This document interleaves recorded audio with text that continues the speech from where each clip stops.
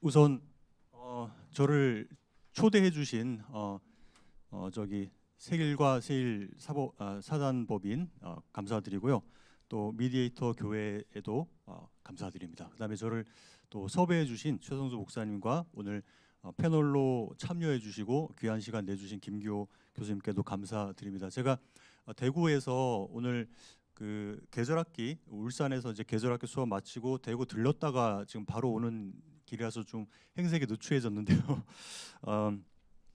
우선 처음에 최성수 목사님께 섭외를 받았을 때 제가 깜짝 놀란 게 뭐냐면요. 저는 이제 뭐 철학자이지만 기독교인으로서 교회에서 강연 요청을 제법 받았습니다. 그런데 보통은 이제 성도님들에게 유익한 아무 주제나 쉽고 재밌는 걸로 해주세요라고 보통 의뢰를 받는데 자유의지에 대해서 해달라고 요청이 들어와서 제가 깜짝 놀랐거든요. 그러니까 중요한 주제인 거는 맞지만 교회나 아니면 기독교 단체에서 과연 이런 주제로 부르는 것이 제가 상상을 하지 못했던 일이라서 상당히 놀랐고요. 오늘 최서영 이사장님의 설명을 듣고 나니까 이곳이 이런 주제를 발표해도 될 만한 곳이구나라고 하는 제가 좀 확신을 얻었습니다. 그래서 너무 귀한 자리 너무 감사드리고요. 오늘 제가 준비한 내용은요.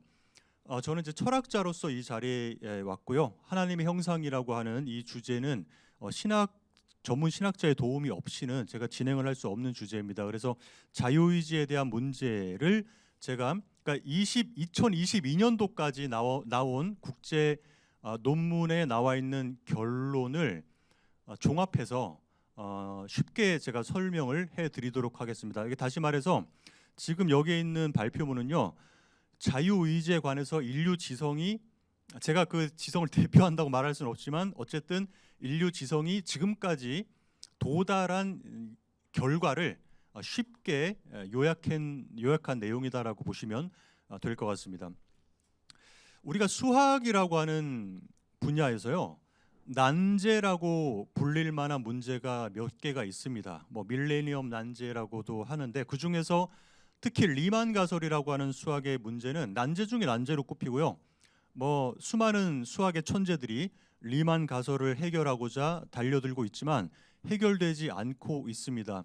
그래서 어떤 신학자는 우스갯소리로 굉장히 뛰어난 문명을 가진 지적 외계 생명체를 만나면 가장 먼저 당신들은 리만 가설을 아느냐, 그 문제를 해결했느냐라고 묻고 싶다라고 제가 그 얘기를 들은 적이 있는데요. 철학계에도 이런 레벨에 다시 말해서 수학에서 리만 가설급에 해당하는 난제가 있다고 한다면 저는 의문의 여지 없이 자유의지라고 하는 문제를 꼽고 싶습니다. 아마 많은 전문 철학자들이 여기에 동의할 거라고 생각합니다. 물론 철학이기 때문에 수학과 그 난해함의 성격이 다르다고 볼 수 있는데요. 철학에서 자유의지 문제가 난해한 이유를 한 가지 이유만 꼽으라고 한다면 이 문제가 인류 문명의 토대에 해당하는 많은 영역에 걸쳐서 이 문제가 적용된다라고 하는 게 가장 아마 큰 골칫거리일 것 같아요. 다시 말해서 자유의지라고 하는 문제는요. 인간의 본성에 대한 문제를 넘어서서요. 교육에 대한 문제, 종교에 대한 문제, 인생관, 가치관, 그다음에 법의 문제. 그러니까 법에서 말하는 그 처벌과 책임에 대한 문제까지 광범위하게 얽혀 있기 때문에 굉장히 복잡하고 난해한 양상을 띠고 있습니다. 자, 우선 저희가 자유의지라고 하는 게 무엇이고 이 자유의지에 대한 문제의식을 인류가 언제부터 품기 시작했는지 먼저 잠깐 소개를 해드리도록 하겠습니다. 우선 우리가 고대 그리스를 철학의 출발이라고 보는데요. 그것이 의미하는 바는 철학의 출발이라고 하는 것은 결국 학술 활동 일반의 출발이다라고 이해하시면 좋을 것 같습니다. 다시 말해서 고대 그리스인들의 등장 활약 이전에는 인간들이 어떤 지식을 추구하거나 그것을 체계적으로 정리하거나 혹은 어떤 주장에 대한 근거를 객관적으로 따져 묻는 활동을 했겠지만 그것이 산발적으로 이루어졌고 문서로 작성이 되지 않았습니다. 그러나 고대 그리스에 와서 이러한 활동이 본격적으로 체계적으로 인류의 역사에서 등장을 하게 되는 것이고, 그것을 우리가 철학의 출발, 학술활동의 출발이다라고 보고 있습니다. 다시 말해서 자유의지라고 하는 문제도요, 이때부터 인간의 지성이 체계적으로 탐구해 오기 시작했는데요. 우선 소크라테스와 플라톤이 등장하기 이전에 활동했던 호메로스를 보시면요, 호메로스가 당시 고대 그리스인들, 폴리스에서 이렇게 활동하던 고대 그리스인들을 그리스 언어라고 하는 것을 통해서 정체성을 부여해 준 굉장히 의미가 있는 그런 사상가이자 문학 작품이죠. 호메로스의 작품 일리아드라고 하는 책을 보면요, 여기에 나오는 이제 인물들 중에 아가멤논이라고 하는 인물이 아킬레우스가 점령한 도시에서 데리고 온 브리세이스라고 하는 여인을 묻지도 않고 그냥 자기가 뺏어 버립니다. 그래서 주위에서 아가멤논을 비난하자 아가멤논이 자기 자신을 변론하는 그런 내용이 나오는데, 뭐라고 하냐면 이것은 왜 이렇게 됐느냐, 그것은 고대, 그러니까 우리가 이제 말하는 그리스 신들이죠. 신들이 회의를 해가지고 망상과 어리석음의 신인 아테를 나에게 보냈기 때문이다라고 얘기를 합니다. 이 말은 호메로스의 세계관 내에서는요, 한 개인이 어떤 자유로운 행위를 하고 그것에 책임을 진다라고 하는 인식이 아직까지 드러나 있지 않다는 것을 의미합니다. 이것뿐만 아니고요, 일리아드라든지 오디세이 같은 거 보시면요, 개체, 개인에 대한 그런 생각도 아직까지 희미하구나라고 하는 것도 저희가 알 수 있는데, 아무튼 이때까지만 하더라도 운명이나 필연 같은 개념이 굉장히 중요하게 인식이 됐습니다. 그래서 누군가가 어떤 행위를 저질렀을 때 그것을 모리아, 운명이다라고 설명하거나, 아니면 이건 이렇게 될 수밖에 없었다, 이거 아난케다, 필연이다라고 보는 세계관이 강했습니다. 자, 그런데 어떤 과정을 거쳤는지 모르겠지만 저희가 확실히 문헌을 통해서 알 수 있는 것은 뭐냐면, 소크라테스의 등장, 플라톤의 등장으로부터 시작해서요, 자유의지에 대한 문제가 다른 어떤 국면을 맞이하게 됩니다. 소크라테스는 우리 다 아시겠지만 사형 선고를 받고 감옥에 갇혔습니다. 그래서 망명의 기회가 있었음에도 불구하고 소크라테스가 망명을 택하지 않고 감옥 안에 갇히기를 스스로 원했습니다. 그때에 파이돈이라고 하는 책에서 플라톤의 제자와 친구, 동료들이 또 제자들이 찾아와서 소크라테스와 대화 나누는 것을 담은 책이 파이돈이라는 책인데요. 그 책에서 소크라테스가 의미심장한 얘기를 합니다. 내가 이곳에, 이 감옥에 이렇게 있는 이유가 나의 근육과 살과 뼈가 이러저러하게 움직였기 때문인가라고 묻습니다. 자, 이게 뭘 의미하는 걸까요? 여기 많은 분들이 오셨는데 이 자리에 참석한 이유가 단순히 나의 살과 뼈와 근육이 이러저러하게 움직였기 때문에 왔다고 생각하지는 않으실 겁니다.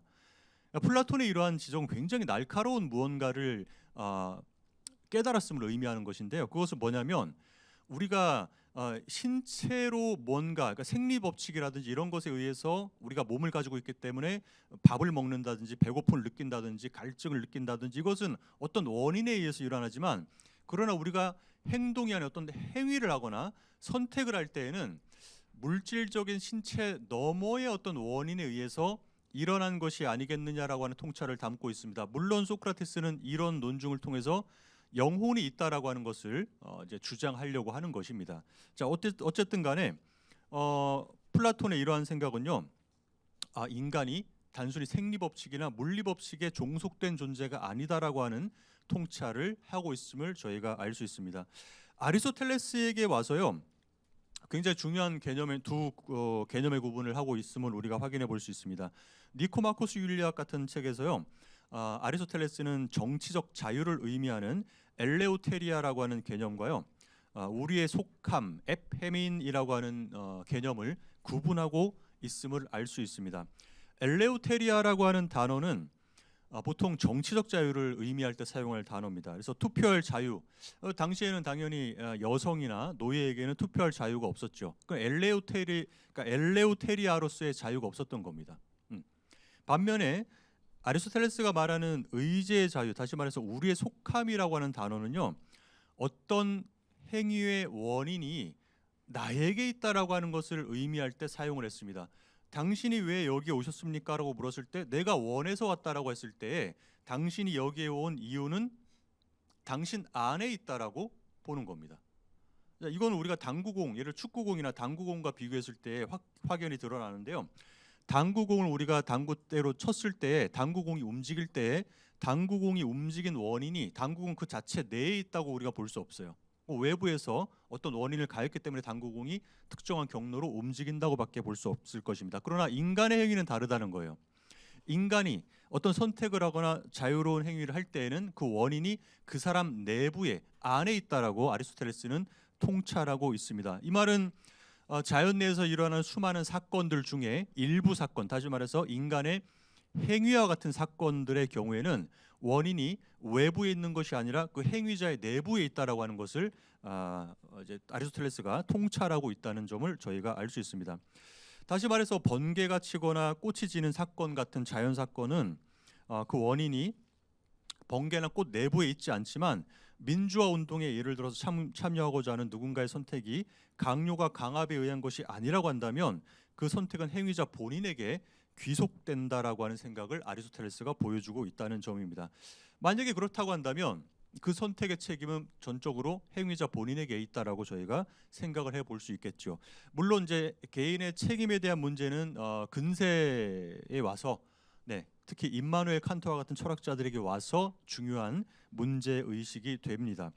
자, 어쨌든 플라톤과 아리스토텔레스에 의해서 그 이전에 희미하게 있었던 자유의지에 대한 문제가 조금 더 분명해지고요. 그래서 의지의 자유라고 하는 개념은요, 보통 다른 가능성을 선택할 수 있는 능력이다라고 학자들이 보통 보고 있습니다.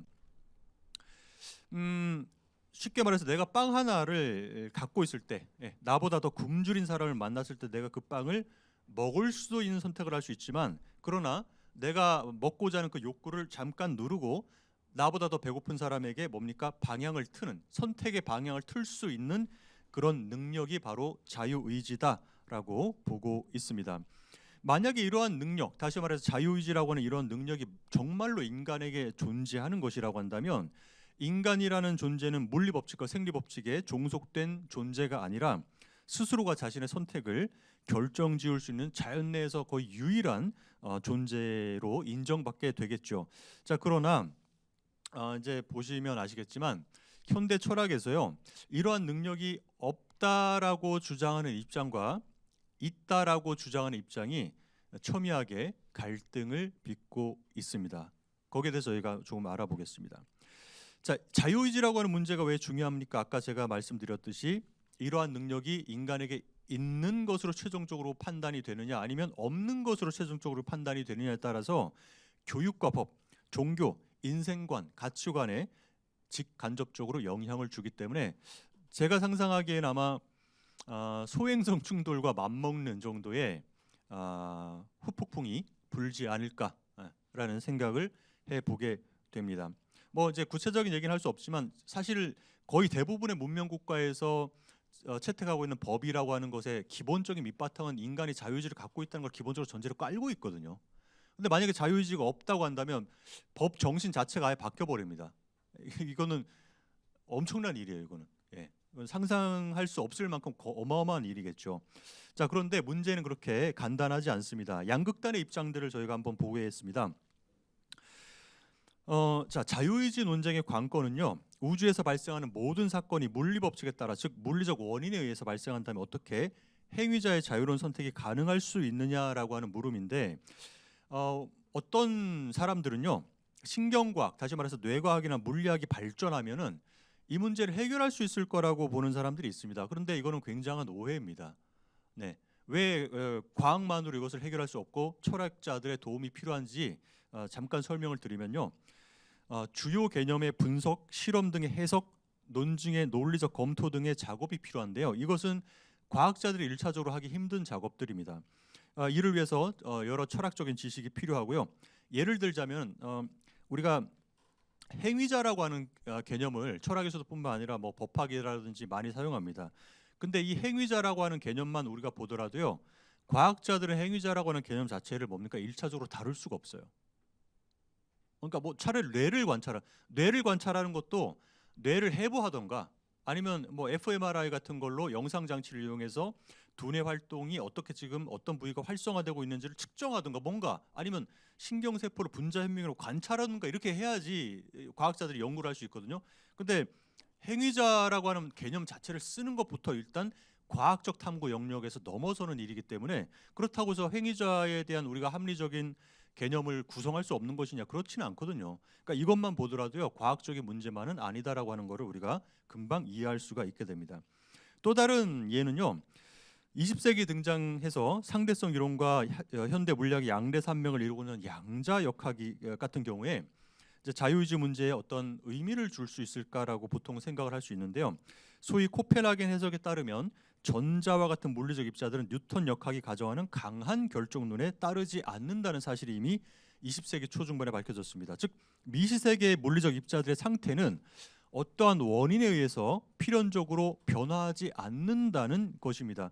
만약에 제가 이 시계를 이 탁자 위에 떨어뜨린다고 한다면 이 시계는 미시세계에 속하는 사물이 아니라 거시세계에 속하기 때문에 뉴턴 역학의 혹은 상대성 이론의 법칙에 적용돼서 떨어집니다. 제가 이 시계를 떨어뜨렸는데 이게 파리의 에펠탑 앞에 떨어지는 일은 거의 일어나지 않아요. 그러나 이러한 식의 강한 결정론이 미시세계에서 적용되지 않는다라고 하는 것이 밝혀졌습니다. 다시 말해서 원인과 무관한 결과가 나올 수 있다라고 하는 게 미시세계의 독특한 현상입니다. 만약에 이러한 양자역학의 현상을 우리가 가만히 본다면 결정론이 틀렸다라고 하는 주장을 할 수 있지 않을까? 그렇다면 인간에게 자유의지가 있다라고 하는 것을 보여주는 물리학적인 근거가 될 수 있지 않을까라고 생각할 수 있는데요. 그러나 이러한 사실을 이미 철학자들이 20세기 중반에 검토했고요. 설령 코펜하겐 해석이 옳다고 하더라도 그것만으로 인간이 자유롭다라고 하는 것을 증명해내기에는 근거가 될 수 없다라고 충분하지 않다라고 하는 것이 밝혀졌습니다. 왜냐하면 원인에 의해 발생하지 않는 사건은 우발적인 사건입니다. 만일 우주에 인간의 행위를 포함한 우발적인 사건이 빈번하게 발생한다면 결국 한 개인의 통제력도 설명할 수 없게 됩니다. 예, 그러니까 뭐 어떤 일이 일어날지 모르게 되는 거예요. 예, 우리가 내가 자유의지가 있다, 내가 자유롭게 선택한다라고 하는 것은 일단 모종의 어떤 자아가 어떤 방식으로 통제, 욕구와 충동을 억누르고 방향을 끄는 이런 통제력이 있어야 되는데 만약 이런 식의 랜덤한 사건들만 일어난다고 한다면 통제력 자체도 사라지게 될 것이고 자유로운 행위도 불가능하게 될 거라고 철학자들이 보통 보고 있습니다. 그래서 어쨌든 이런 얘기를 통해서요 모종의 통제력과 자유의지가 연관이 있다는 사실을 저희가 알 수 있습니다. 그렇지 않다면 인간의 행위는 우주에서 발생하는 무의미하고 덧없는 소음에 불과하게 되겠죠. 그래서 많은 시민들이요 철학에 정답이 없다 이렇게 자꾸 얘기하시는데 그렇지 않습니다. 이건 굉장한 오해입니다. 지금 보여드린 이런 연구 성과는요 이미 철학자들에 의해서 논의가 거의 끝난 논의고요. 이거는 설득력이 있다 없다 정도 철학에서 많이 밝혀내고요. 그리고 넉다운 아르규멘트라 그래서 철학자들이 틀렸다라고 판단된 그런 논증들도 철학의 역사에 굉장히 많습니다. 실제 전문 철학자들은요 답이 없는 문제를 위해서 그렇게 피땀을 흘리고 있지 않다고 생각할 거예요. 예를 들어서 이런 이제 논의의 결과물들이 그런 겁니다. 자. 그래서요 어떤 입장들이 있느냐 크게 보면 양립론, 결정론, 자유론이 경쟁을 하고 있습니다. 그래서 오늘 발표에서는 두 극단적인 입장인 결정론과 자유론을 저희가 조금 구체적으로 알아보도록 하겠습니다. 우선 결정론은 우리가 의지의 자유로움이 있다라고 하는 거, 내가 원해서 일상에서 뭔가를 선택했다라고 하는 이런 체험, 익스피리언스 이런 것들은 모두가 한단 말이죠. 그러나 결정론자에 따르면 이거 허구예요. 이 결정론입니다. 왜 허구냐? 내가 무언가를 하고 싶어서 했다라고 하는 그런 느낌은 어떤 원인에 의해서 발생하는 것이기 때문에 이미 내가 선택한 것이 아니라 내 안에서 벌어지는 과학적인 원인과 결과라고 하는 인과사슬의 결과물이기 때문에 자유롭다라고 하는 것은 착각에 불과하다라고 보는 것이 결정론자입니다. 그러니까 인간을 포함해서 우주에 존재하는 모든 것은 원인 결과에 일어난 사건들밖에 없다라고 보는 게 결정론입니다. 좀 이따 이 입장을 조금 더 구체적으로 알아보도록 하겠습니다. 그 반대에 서 있는 입장이 이제 자유론이라고 하는 입장인데요. 이 입장은 물리적인 원인이 아닌 또 다른 원인에 의해서 비결정적 결과, 즉 인간의 의지적 선택이 가능하다라고 주장합니다. 물론 인간도 많은 부분에 있어서 생리법칙이나 물리법칙에 종속된 존재는 맞으나, 그러나 어떤 사건의 경우에 인간이 독특한, 이제 좀 이따 설명드리겠지만 독특한 어떤 프로세스, 과정이라든지 어떤 원인에 의해서 일어난 사건이기 때문에 과학적인 원인으로만은 설명할 수 없는 선택의 능력을 보여줄 수 있다라고 보는 게 이제 자유론인데요. 자, 결정론의 대표 논증을 제가 선업 논증과 후업 논증으로 구분해서 설명을 드리도록 하겠습니다. 선업 논증이라고 하는 논증은 이제 쉽게 얘기하자면 어떤 연구 결과, 어떤 경험과학적인 연구 결과를 해서 그것을 바탕으로서 결론을 내는 것이 아니라 그런 연구나 아니면 실험 같은 거 없이 생각하는 능력만으로 어떤 진위 여부를 따져보는 것을 갖다가 우리가 선업 논증이라고 합니다. 자, 니체가 했던 유명한 구절을 한번 읽어보겠습니다. 원한다는 것은 무엇이냐? 우리는 태양이 솟아오를 때 방에서 나와 나는 태양이 뜨기를 원한다라고 말하는 사람을 비웃는다. 그리고 우리는 바퀴를 멈출 수 없으면서도 나는 바퀴가 구르기를 원한다라고 말하는 사람을 비웃는다. 그리고 우리는 격투에서 져서 쓰러져 있는 사람이 나는 여기에 누워있다 하지만 내가 원해서 누워있는 것이다 라고 말하는 사람을 비웃는다.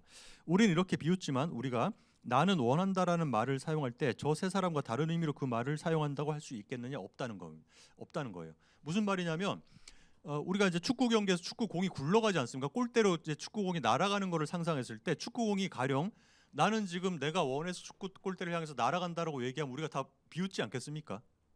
그죠? 자기가 원해서 가는 게 아니라 외부에 의해서, 원인에 의해서 그걸로 날아가고 있는 거예요. 인간의 행위도 이거 똑같다는 거예요. 그러니까 내가 원해서 이렇게 하고 있는 거야라고 우리는 믿고 살아가고 있지만 실제로는 축구공처럼 외부의 어떤 과학적인 원인에 의해서 일어나고 있는 결과물에 불과하다라고 보는 게 이 결정론이고, 특히 선업 논증입니다. 이거는 뭐 실험을 해서 아는 게 아니라 생각을 통해서 지금 알아내고 있거든요. 자, 이와 마찬가지로 갤런 스트로슨이라고 하는 현대의 철학자, 지금도 살아 있습니다. 활동하는 철학자인데 이 갤런 스트로슨이 또 선업 논증을 보여주고 있는데 이렇게 얘기합니다. 자, 당신은 당신이기 때문에 하는 바를 한다. 당신이 한 바에 진정으로 책임이 있기 위해서는 당신은 당신인 바에 대해 진정으로 책임이 있어야 한다. 그러나 당신이 당신인 바에 대해 진정으로 책임 있기를 위해서는 당신은 당신인 바에 책임이 있는 과거에 어떤 것을 해야만 한다. 그러나 만일 당신이 당신인 바를 과거의 어떤 행위에 대해서 진정으로 책임이 있다면 당신은 더 이른 시점에 당신이었던 바에 대해서도 책임을 져야 한다. 그러나 더 이른 시점에서 당신이었던 바에 대해 책임이 있기 위해서는 당신은 그보다 더 이른 시점에서 당신이었던 바에 책임 있는 무언가를 해야 한다. 이런 식으로 더 이른 시점으로 거슬러 올라간다. 말장난같이 보이지만요, 이걸 한마디로 얘기하면 당신이 어떤 선택을 하는 것은 당신의 기질과 성향과 성격 때문인데, 당신의 성향과 성격과 기질은 당신이 스스로 창조해낸 바가 아니라 훨씬 그 이전부터 어떤 원인에 의해서 형성된 것이기 때문에 당신은 당신의 행위의 궁극적인 책임자가 될 수 없다는 논증이에요. 그러니까 인간들 중에 그 누구도 태어나면서 나는 이런 성격이고자 한다라고 선포하면서 태어난 사람이 아무도 없을 겁니다. 그리고 눈 뜨고 보니까 어떻게 봅니까? 나의 성격과 기질이 이렇게 형성돼 있다라고 하는 것을 많은 사람들과 만나면서 알게 되는 것이지 않습니까? 예. 그러니까 이제 거기에 대해서 우리가 책임을 질 수 없다는 거예요. 이거 갤런 스트로슨의 생각입니다.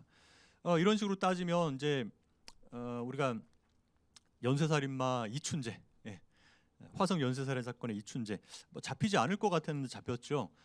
이춘재 같은 경우에 이런 식으로 변명할 수 있겠죠. 변호할 수 있을 겁니다.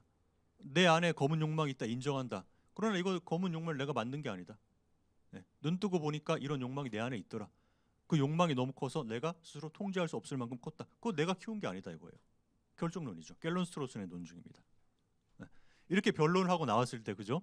우리가 여기에 대해서 어떻게 그 반론을 할 것인가? 이제 이게 골치 아픕니다, 이거죠? 법정에서 이렇게 이제 뭐 제 강연 이렇게 포럼에서는 제가 준비를 하지 않았지만 실제로 2014년, 2015년에 수원시 팔달구 산에 팔달산에서 발견된 이제 토막살인 사건의 범인이 박춘풍인데, 박춘풍이 사건 때요, 한국 사법 사상 역사 최초로 박춘풍의 뇌 스캔 사진이 법정에 제출된 사례가 있습니다.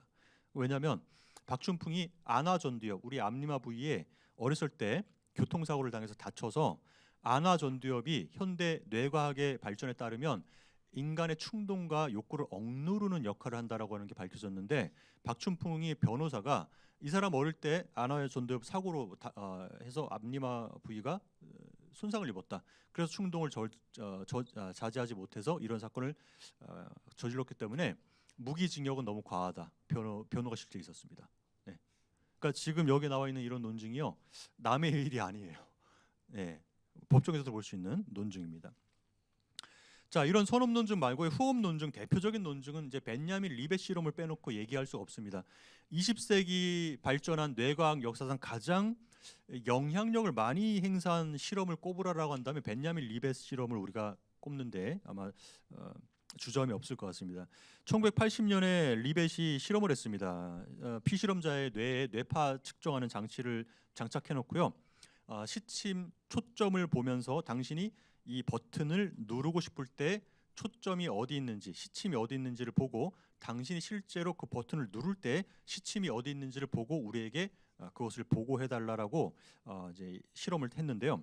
실험을 했는데 벤야민 리벳은 어떻게 생각했냐면, 시간적으로 맨 처음에 무엇이 올 거라고 생각했냐면 버튼을 눌러야지라는 생각이 먼저 나오고, 그 다음에 뇌가 움직이고 손가락이 버튼을 누르는 사건이 마지막에 나올 거라고 생각했습니다. 우리도 그렇게 일상에서 믿고 있지 않겠습니까? 뭔가 생각을 했으니까 뇌가 움직일 것이고 그걸 통해서 어떤 행위를 한다고 생각할 거예요. 제가 이 물을 마실 때 마시고 싶다는 생각을 하니까 뇌가 작동하고 물을 마시는 행위가 나올 거라 생각하지 않겠습니까? 벤야민 리벳이 실험했는데 그런 결과가 안 나와요. 시간적으로 맨 처음에 나온 것이 두뇌 활동을 감지하는 감지파가 먼 처음에 나옵니다. 0.5초 전에. 다시 말해서 버튼을 눌러야지라는 생각이 들기 평균 0.5초 전에 뇌파가 감지된다는 사실을 벤야민 리벳이 알아냅니다. 그런 다음에, 그러니까 0.5초 뒤에 뇌파가 감지되고 난 다음에 뭐 해야지 생각이 나오고 실제 행위로 옮겨진다는 거예요. 벤야민 리벳은 영혼의 존재를 믿었기 때문에 이 실험을 믿을 수가 없었어요. 그래서 계속 반복했지만 동일한 결과가 나왔습니다. 평균값을 구했을 때 0.5초 전에 준비 전이라고 하는 뇌파가 먼저 감지된다는 사실을 알아냈고요. 그 이후에 벤야민 리벳 실험을 조금 더 정교하게 만든 실험에서 거의 비슷한 결과물을 얻을 수가 있었습니다. 자, 이런 식의 실험은요, 결정론을 지지하는 사람들에게 굉장히 절호의 경험적 증거가 될 수밖에 없을 거예요. 이것이 의미하는 바는, 결정론자들은 이 실험을 어떻게 해석하느냐, 내가 한다고 생각했지만 내가 아니라 뇌가 한다는 거예요. 내가 했다라고 생각했지만 내가 하기 불과 0.5초, 5, 6초 전에 뭡니까? 나의 뇌가 먼저 선택을 했고 그 다음에 내가 한다라고 하는 생각이 나왔기 때문에 뇌에 의해서 일어난 사건이 우리가 흔히 선택이라고 하는 사건이다라고 보는 겁니다. 그러면 내가 했다라고 하는 생각은 뭐냐? 그건 일루션이라는 거예요. 착각이라는 겁니다. 결정론자들의 해석입니다. 그러나 아직 끝나지 않았습니다. 자유론이라고 하는 입장은요, 우리가 이제 역사적으로 봤을 때 토머스 리드라고 하는 이제 데이비드 흄과 동시대 사람인데, 데이비드 흄이 워낙 유명하다 보니까 리드의 연구 성과가 조금 묻힌 감이 없지 않아 있는데, 최근에 토머스 리드에 대한 연구가 활발하게 또 진행되고 있습니다. 리드의 저작이나 또 우리 크리스천에게도 많이 알려진 조나단 에드워즈가 쓴 자유의지라고 하는 책 같은 곳에서 이제 아르미니우스주의자라고 하는 이름으로 에드워즈가 맹렬히 비판하는 그 입장이 바로 자유론의 대표적인 입장이다라고 보실 수 있을 겁니다. 자, 이 에드워즈가 보기에 아르미니우스주의자와 같은 자유론자들은 궤변을 하고 있다라고 보는 거예요. 왜냐하면 원인이 없는 어떤 결과가 있다라고 주장을 하는데 어떻게 원인이 없는 결과가 일어날 수가 있겠느냐. 에드워즈가 보기에 이것은 말장난으로 보이고 이거는 말이 안 되거든요. 근데 이제 20세기에 들어와서 발전한 자유론은요, 이러한 문제, 다시 말해서 어떤 원인이 없이 어떤 결과가 일어나기 때문에 인간은 자유로울 수 있다라고 하는 식의 허술한 논증보다는 조금 더 정교한 논증을 들고 나옵니다. 자, 여기 제가 로버트 케인의 생각만 조금 먼저 설명을 드리겠습니다. 로버트 케인이라고 하는 이 철학자는요, 현대 자유론을 대표하는 철학자고 지금도 살아서 활동을 하고 있는 철학자입니다. 저도 이제 7, 8월에 로버트 케인의 사상을 이제 검토하는 논문, 아마 이게 한국 최초일 거예요. 그러니까 이제 좀 부끄러운 얘기지만요, 자유의지라고 하는 문제가 너무 유명하지만 아직까지 국내 전문 철학계에서 20세기, 21세기의 성과가 아직까지는 많이 연구되고 있지 않다. 그래서 제가 이제 그 작업들을 조금 하고 있는데요. 이 로버트 케인은 자유론을 어떻게 이제 지지하느냐면요, 이분은 현대 과학을 끌어옵니다. 그래서 한번 볼까요? 카오스 이론과 양자 현상을 끌어들이는데요. 케인에 따르면요, 우리가 어떤 선택의 상황에 직면했을 때, 자, 여기서 말하는 선택의 상황이라고 하는 거는 이렇게 할까 저렇게 할까 굉장히 고민되는 그런 일상에서 부딪힌 선택의 상황이에요. 그때에 우리가 숙고라고 하는 활동을 하는데, 그러니까 고민한다 이거죠. 숙고라고 하는 활동을 할 때에 이 활동을 할 때 우리 두뇌 안에 카오스 상태가 일어난다는 거예요. 그러니까 본능이나 습관에 따라서 뭔가, 예를 들어서 아까 내가 어느 역을 갈 때 지하철이 오면 그 본능적으로 타고 할 때는 이제 이런 상태가 안 되겠지만, 숙고할 때는 두뇌 안에 신경 세포들이 엄청나잖아요. 수가요. 시냅스도 엄청납니다. 그 안에서 일종의 카오스 현상이 일어난다는 거예요.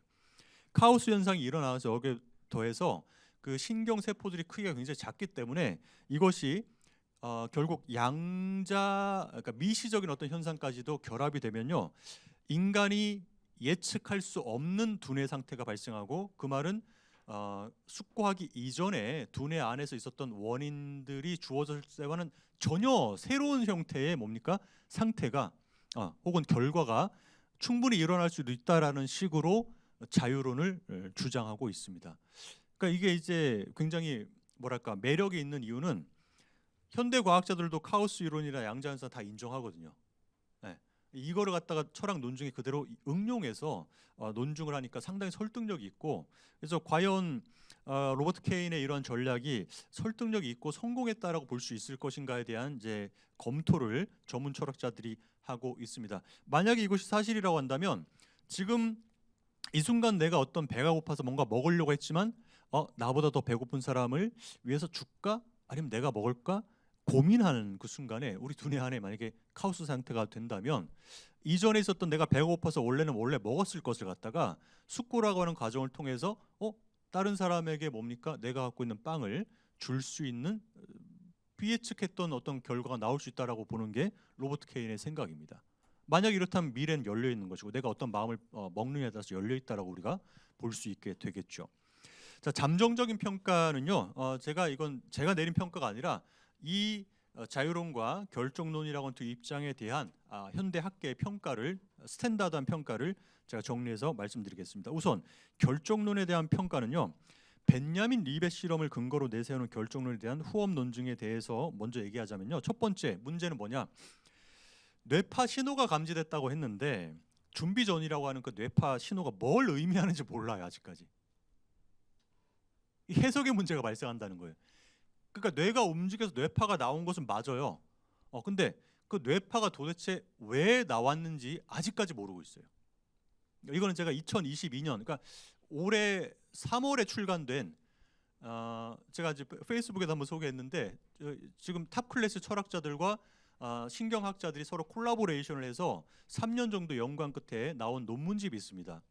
예, 그러니까 이제 철학자들과 신경과학자들의 대화인가 뭐 그런 논문집이 있는데, 거기서 이 얘기를 하고 있어요. 아직 모른다. 예, 그러니까 준비 전이가 있다는 건 맞아, 나온다는 건 맞지만 이게 뭘 의미하는지 몰라요. 아직까지 과학자들이. 예, 그러니까 이게 왜 나오는지를 모른다는 거예요. 그러면 우리가 이제 결정이 옳다라고 말할 수 없죠. 이게 뭔지 모르는데, 그렇지 않습니까? 네, 이게 일단 첫 번째 포인트고요. 두 번째는요, 이거는 이제 주로 철학자들이, 결정론을 반대하는 철학자들이 하는 반론인데, 자, 벤야민 리벳이 실험실에서 뭘 했느냐, 버튼 하나 누르라고 요구했습니다. 버튼 하나 눌러라. 그래서 결론을 내고 그것을 일반화시켜서 결정론자들은 인간의 자유주의가 없다고 지금 결론을 내고 있는데, 사람이 삶을 살면서 부딪히는 그런 선택이 사실은 가치에 대한 문제, 옳고 그름에 대한 문제, 또 윤리적 옳고 그름에 대한 문제가 복잡하게 얽혀서 발생하는 그런 선택의 상황이 충분히 많음에도 불구하고 그것을 버튼 하나 누를지 말지와 같은 이걸로 대표한다라고 말할 수 있겠느냐, 이게 문제인 거예요. 예. 상당히 어렵지 않겠습니까? 버튼 하나 누릴지 말지와 내가 민주화 운동에 참여할지 말지를 고민하는 거고, 이게 어떻게 동일하다고, 동급이다라고 말을 할 수 있을까요? 이것이 두 번째 문제입니다. 그 다음에 케인식의 자유론에 대한 문제를 좀 얘기를 하자면요, 제가 적어놓은 얘기는 매력은 분명히 있지만 양자 현상이 뉴런과 같은 거시 세계에 어느 정도까지 발생하는지에 대한 물리학적 연구가 더 필요합니다. 아직 논란의 여지가 있어요. 그러니까 양자 현상이라고 하는 게 분명히 전자나 미시 세계에서는 분명히 일어나지만 뉴런, 그러니까 신경 세포라고 하는 것은 어디까지나 이게 거시 세계에 속한단 말이에요. 크기가 작긴 하지만 그게 뭐 중시계라고 하는 단어도 사용하는데, 과연 양자 현상이 뉴런 세포에까지 등장할 수 있을 것인가? 그거는 물리학자들의 몫입니다. 이 철학자들이 실험할 수가 없어요. 이게 일단 검토가 필요한 상황이고요. 그리고 카오스 현상이 존재론적인 혼란이 아닌 단지 인신론적인 혼란을 의미한다면 존재론적 의미에서의 결정론이 정말로 틀렸다라고 말을 할 수 있을지, 이것도 여전히 의문입니다. 결정론이 틀렸다고 말을 하기 위해서는 존재론적 의미에서의 결정론이 틀렸다고 말을 해야 돼요. 그러나 카오스 현상이라고 하는 것은 인신론적 차원에서의 무질서함입니다. 그러니까 카오스 현상이 왜 있느냐? 초기 조건이라고 하죠. 과학에서 초기 조건. 초기 조건을 인간의 지성이 너무나 부족하기 때문에 다 모르기 때문에 인간이 예측했던 것과는 다른 일들이 일어나는 게 카오스 현상이거든요. 그런데 그 원인들이 없는 게 아니에요. 단지 우리가 몰라서 그런 거거든요. 근데 케인이 카오스 현상을 가지고 이렇게 주장한다면 분명히 원인들이 있는데, 그것을 인간의 지성이 너무나 부족하기 때문에 단지 몰라서 발생한 것으로 본다면 존재론적 의미에서 결정론이 틀렸다고 말할 수 있겠는가라고 하는 난점이 로버트 케인에게 발생한다는 겁니다. 이런 문제들은 이제 전문 철학자들이 검토를 하고 있는 상황입니다. 자, 이렇게 해서 제가요, 기원부터 해서 현재까지 자유주의 문제에 대해서 어떻게 평가하고 있는지 말씀드렸고요.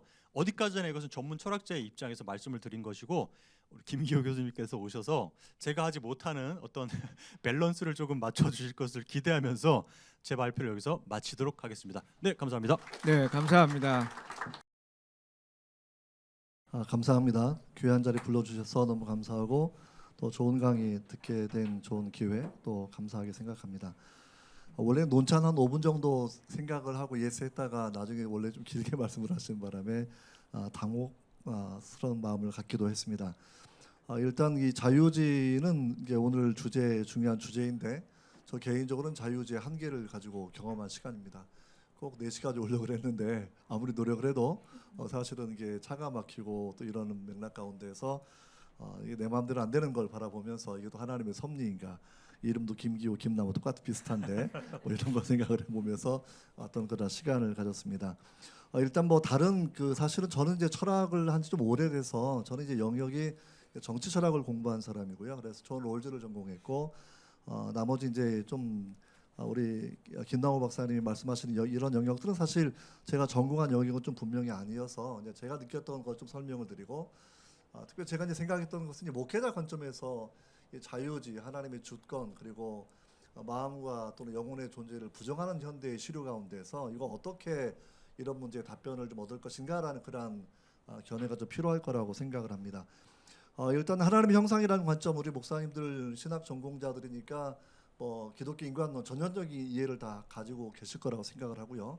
다만 이제 정치학자 입장에서는 이 신의 형상이론은 인간의 존엄성과 연결이 됩니다. 그래서 우리가 보통 천부인권론 설명하게 되면 인간의 존엄성을 기반으로 하고 있는데, 인간의 존엄성은 이게 물질만 가지고서는 설명이 안 된다라는 거죠. 가령 우리가 신체 일부를 잃었지만 그 사람의 존엄의 가치가 뭐 2분의 1로 줄어드는 건 아닙니다. 또 심지어는 두뇌가 일부 뭐 우리가 어떤 환자들의 경우에는 뭐 90%까지 제거된 사람들이 있는데, 그렇다고 그 사람의 뭐 인격성의 90%가 제거되는 걸로 평가하지 않기 때문에, 그러면 보통 사람이 이제 우리가 데카르트 이후에 심신 이원론을 쭉 내려오고 있는데, 이런 인간의 존엄성을 설명하고자 하면 정치 사상의 맥락 가운데서 한 가지는 신의 형상을 인간의 존엄성의 근거로 바라본다고 하면 그 사람이 뭐 국적 혹은 장애 정도, 남녀 또는 나이를 떠나서 모든 사람이 존귀한 존재라는 그러한 근거를 설명할 때 중요한 틀이 된다고 생각을 저는 그렇게 하고 있고요. 저 페이지를 제가 쭉 들으면서 저는 제가 예전에 석사과정 할 때 배워 생각했던 그리스 철학이 생각이 쭉 나더라고요. 제가 지금 서양 철학이 보통 이제 뭐 플라톤과 아리스토텔레스의 푸노트라고 얘기할 만큼 그분들의 2000년도 훨씬 더 된 그분들의 사상들 넘어서지 못하고 있는데 개인적으로 그분들의 사상을 좋아하면서도 그분들을 전공하지 않았던 이유는 그분들의 책에 나와 있는 사실 노예에 대한 그런 문제들이었습니다. 아테네에 있는 시민들 자기들은 굉장히 존귀한 존재이고 그리고 전쟁의 포로 가운데 잡혀온 노예들은 본성상 열등하다라는 아리스토텔레스의 그런 글들을 읽어보게 되면서 이런 위대한 철학자가 인간의 본성론과 그리고 다른 가치의 문제를 좀 혼동하고 있다라는 생각을 하게 되면서 저는 개인적으로 이제 그리스 철학도 뺀다라고 생각을 했던 생각이 납니다. 그래서 소크라테스 같은 경우에도 우리가 알고 있는 것처럼 그 헬라 철학이 심신 이원론적 구도를 가지고 있는데 그가 이제 독배를 마셨던 그런 배경을 제가 조금 더 부연 설명을 제 나름대로 해본다고 하면 원래 헬라 철학은 인간의 몸은 악한 것이기 때문에 몸을 벗어나는 것이 구원의 방법 중에 한 가지가 됩니다. 그러니까 굳이 독배를 먹고 처형당했다 그런 개념보다는 헬라 철학의 맥락 가운데서 영혼의 감옥이었던 이 몸 또는 걸어다니는 시체라고 평가되었던 열등한 몸의 존재로부터 영혼이 원래 귀향하는 과정으로 설명을 하는 그런 부분이기 때문에 우리가 그렇게 이해하는 것도 필요하지 않겠나 하는 그런 생각도 잠깐 들었던 부분이 있습니다. 나머지는 이제 어떤 우리 목사님들 이제 토론을 하셔야 되니까 제가 조금 더 몇 가지 포인트를 함께 드리면서 제가 사실 우리 김남호 교수님 논문에 대한 논차는 사실은 많이 안 하려고 왜냐하면 영역이 약간 달라서 이거 뭐 최신의 2020년도까지 성과물을 발표하신다 그러는데 저는 뭐 이미 12년 전에 철학 박사학위 받은 이후에 철학계를 떠난 사람으로 살아오고 있어서 새롭게 이제 이런 부분들을 따라 살아가는 게 쉽지는 않은 것 같습니다. 다만 현대 이제 우리가 생각해 본다고 하면 많은 청년들은 무신론 철학자들이나 무신론 과학자들의 기본적인 맥락을 따라서 인간의 마음은 존재하지 않는다, 자유지도 존재하지 않는다, 영혼도 존재하지 않는다, 고로 신도 존재하지 않는다 이런 논증의 과정들을 지금 거치고 있다라는 겁니다. 예전에 우리는 신이 존재한다, 영혼이 존재한다, 자유지가 존재한다. 그러니까 우리 행동에 대한 책임을 가지고 마지막 최후의 심판 가운데 각 사람이 언행은 하나님 앞에 직고하게 되어 있으니까 이거 책임감 있게 살아야 된다라는 부분으로 나가는 구도라고 하면 지금의 이제 무신론 철학자, 과학자들은 신의 존재를 부정하는 결과에 이르기 위해서 인간의 자아 존재를 부정하는 그런 전략들을 취하는 것이 현재의 그런 특징이라고 생각을 해볼 수가 있습니다. 가령 대체 요즘에 가장 유명한 그 역사학자 중에 하나가 유발 하라리라는 그런 그 역사학자인데 그 사람 같은 경우에도 자기는 목숨 걸고 뭐 우리 교수님 말씀하신 것처럼 뭐 인간의 블랙박스를 열어보니까 뭐 마음도 없고 자유지도 없고 영혼도 없고 그러니까 결국은 뭐 우리 시냅스 이런 뇌 신경세포의 상호작용에 의해서 사람들의 행동이 결정된다고 하면 뭐 눈에 보이지 않는 비물리적인 존재들은 존재하는 것이 아니다라는 그런 얘기를 그렇게 하고 있습니다. 그분의 이야기를 바라본다고 하면 그분이 제일 먼저 인간의 펄스누드 사람됨에 대한 조건을 뭐라고 설명하냐면 기억이라는 그런 부분으로 설명을 합니다. 그러니까 우리가 보통 이제 윤리학을 공부하면 딜레마 논쟁들을 많이 배우는데 예전에는 이제 사람 몸을 이제 그 냉동인가 시키는 게 우리 때는 그런 논쟁 지금은 이제 이식하고 이런 거 하니까 이제 복잡한 논쟁이 나오는데 뭐 철수의 얼굴과 그다음에 영수의 몸이 나중에 냉동이 깨어난 상태에서 이게 재결합되게 되면 이게 영수냐 철수냐라는 그런 아주 초보적인 논쟁을 요즘 했다가 이제는 뭐 얼굴 자체는 철수인데 뇌를 이식받으면 얘가 영수냐 뭐 이런 철수냐라는 그런 재미있는 논쟁까지 나오는 그런 부분도 우리가 생각해 보는 거죠. 그럼 이제 저희가 이제 차를 타고 올라오면서 생각했던 것은 대부분 이제 청중들이 목사님들이시거나 또 신학자들이실 텐데 많은 청년들이 그런 하라리 책들을 바라보면서 우리 마음도 없고 영혼도 없고 자유지도 없고 이런 걸 배워오는 사람들한테 우리 이걸 어떻게 우리 교수님 말씀하신 것처럼 최근의 성과는 뭐 결정론, 자유론 양자 가운데서 약간 이 결정론적으로 치우치는 그런 부분들이 상당히 많이 나와 있고 약간 근데 그 이전으로 내려가야 조금 더 영혼의 선제에 대한 사상들을 가지고 설명하는 학자들이 좀 더 많았다라고 제가 생각을 그렇게 하게 되는데요.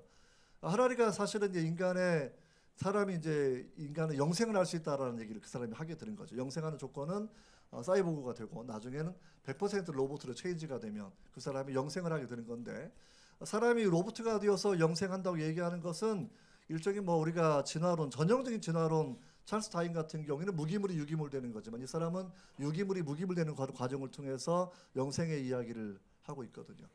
근데 제가 이렇게 머리도 흰데 말이 빨라요. 우리 김남원 박사 아주 여유 있게 잘 하시던데 아주 아무튼 저도 소리를 좀 낮춰야 될 것 같은데 근데 이제 그 하라리가 그렇게 생각했던 건 뭐냐면 이 기억을 가령 뭐 우리가 컴퓨터에 딥러닝이 가능하기 때문에 기억을 우리가 이식하게 되면 컴퓨터를 통해서 자기 정체성이 계속 형성이 되고 있고 자기에 대한 관련된 지식들이 증가한다고 하면 생명의 유기체인 사람이 가지는 자기 인식하고 동일하다라는 그런 구조를 가지고 설명하는 그런 논증의 방식들입니다. 근데 그런 방식의 가장 큰 약점 중에 한 가지는 뭐냐면 personhood, 인간됨이라고 번역하는 그런 부분에 충분 조건이 기억이냐라는 부분이에요. 기억은 인간됨 여러 가지 요소 중에 하나가 분명히 맞습니다만 우리가 가령 뭐 치매가 걸린 데 부모님이라든지 또는 교통사고 때문에 기억을 상실한 나의 가족들을 바라보면서 그 사람이 아니다라고 평가하지 않는다고 하면 이런 기억의 문제는 그 사람들이 한 구성 요소 중에 하나가 되는 것이지 그 사람들이 모든 것들을 결정하는 충분 조건은 아니다 이런 생각을 하게 되는데 하라리 이제 그런 충분 조건의 논증을 가지고서 설명을 쭉 해나가는 과정들이거든요. 근데 이제 우리가 이제 그 가령 뭐 리베 실험도 나오는데 하라리는 이런 얘기 하거든요. 이게 우리가 뇌파를 연구해 보면 우리 행동에 앞서서 약간 좀 더 빠르게 이미 반응을 하기 때문에 사람이 기본적으로 영혼의 존재 이런 걸 말하기 전에 물질이 결정하는 것이 맞지 않느냐라는 그런 이야기를 하게 되는 부분입니다. 근데 우리가 이제 보통 이게 일치성이라는 부분인데요. 쉽게 말하면 내 뇌파에서 반응이 일어나는 거하고 그다음에 내가 생각하는 거하고 이 기능이 같은 부분에서 일어난다고 해도 사실은 생각하고 그다음에 뇌파의 현상하고는 사실 별도의 문제일 수는 있습니다. 이건 이제 약간 우리가 다른 맥락 생각을 해봐야 되는데 하라리가 인간의 영혼과 마음을 부정하면서 했던 내용들의 신념은 뭐냐면 자기는 두 가지 신념이 있다라는 거죠. 한 가지는 뭐냐면 자기는 진화론자입니다. 진화론은 기본적으로 불변의 단위는 없어야 돼요. 이게 늘 과거의 뭐 영장류 또 사람 또 미래는 인간이 이런 모습이 아닐 수 있으니까 계속 변화를 겪어가는 과정이라고 치면 기독교 인간론은 진화론에 가장 큰 타격을 줍니다. 그러니까 진화론적 인간관 맥락에서 기독교는 기본적으로 이제 인디비주얼 개인은 영혼과 몸의 이것을 우리가 뭐 이원론을 바라보든지 요즘에 나오는 뭐 이론론적 이걸로 바라보든지 간에 아무튼 우리는 늘 하나님 나라 영원한 세계를 가도 또 이 몸과 부활체와 영혼을 가지고 살아가는 건데 진화론 자체는 그 부분을 인정하지 않으니까 과학을 기준으로 바라본다고 하면 인간의 불멸의 이러한 내용들은 맞지 않다라고 얘기하는 거고 또 한 가지는 되게 이제 요즘 가령 이제 비트겐슈타인을 예전에 철학 공부 잠깐 할 때에도 그 사람 얘기하면 늘 유명한 말들이 있어요. 말할 수 없는 것은 그렇죠. 말할 수 있는 명료하게 말할 수 없는 침묵을 해야 되고 또 2층 올라가면 사다리 걷어치워야 되고 근데 그 사람도 기본적으로는 불교 철학의 영향을 받은 그런 사람이거든요. 그러니까 하라리 자체도 매일 적당하게 삼선을 하는 그런 사람이고 불교 철학의 인간관을 갖다 보니까 불교는 인간이 그다음에 수상행식 5가지 오온으로 사람이 구성되어 있지만 그 오온으로 구성된 자아는 참된 자아가 아니라 결국 무아를 자각하는 것이 고통의 문제를 벗어날 수 있는 윤회의 어떤 조건으로 설명해 나가고 있다라는 거죠. 우리가 쉽게 말하면 무신론자들이 제가 이제 하고 싶은 얘기 뭐냐면 순수하게 과학적인 성과에 의해서 마음과 자유주와 영혼의 존재를 부정하는 것보다는 사실은 자기들 이미 사전에 해석하는 그런 틀들은 분명히 있다라는 거죠. 그것이 불교적인 관점이든지 진화론적인 관점이든지 혹은 이제 뭐 무신론적 그런 관점이든지 자기의 전제를 가지고 풀어가는 그런 관점에 대해서 저희가 좀 그렇게 알 필요가 있지 않겠는가 생각을 하게 됩니다. 그래서 되게 이제 뇌과학자들 내 머리를 열고 또는 의사들이 열면 정확하게 내용을 알겠지만 우리가 이제 대체적으로 저는 이제 그 신학의 영역에서 인간의 자유주와 영혼의 문제를 디펜딩 한다고 생각을 하면 되게 뇌를 아무리 분석해도 우리의 의향들 쉽게 말하면 내가 물을 이렇게 손을 뻗쳤는데 물을 먹을 거냐 이런 동작은 충분히 예측이 한 거지만 이 목적의 문제는 행위의 이유인데 이걸 가지고 내가 먹으려고 하는 거냐 아니면 집어 던지려고 하는 거냐 아니면 화분에 물을 주려고 하는 거냐라는 그런 문제는 이 의향의 문제는 사실은 물리적인 이런 뇌파의 탐지를 가지고서는 찾아내기 어렵다 이렇게 생각을 해볼 수가 있습니다. 또 한 가지 맥락 가운데서는 이제 저는 이제 심신 이원론의 입장에 서 있어서 기본적으로 이제 영혼 자유주의 뭐 다 이런 존재를 긍정하는 입장에 있는 사람이기 때문에 굳이 이제 우리 토론을 더 깊게 하려면 이제 제 입장을 분명히 밝히는 게 오히려 좋을 것 같은 생각이 드는데요.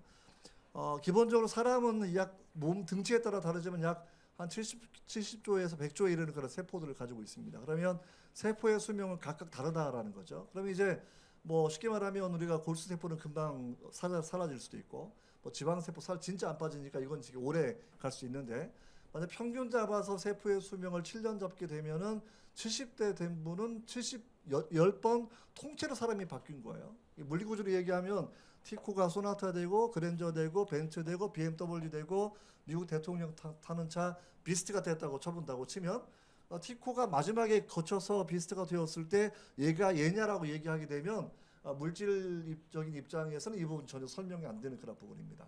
이런 내용들을 가지고 이제 그러면 사람의 몸이 쉽게 말하면 저도 어릴 때 뭐 태중에서부터 있어가지고 쭉 오고는 그런 과정이라고 치면 이게 그러면 몸은 변해서 어릴 때 그 몸은 하나도 없는데 쉽게 말하면 왜 나인가라는 그런 부분 가지고 설명할 때에도 이런 그 자아의 동일성 이거를 기억의 문제로 설명하는 데는 분명히 한계가 있는 것 같고 전형주 신학의 주제인 영혼의 존재 이거 정체성의 근거인 부분으로 보는 게 맞지 않겠는가 그런 생각들을 또 해보게 됩니다.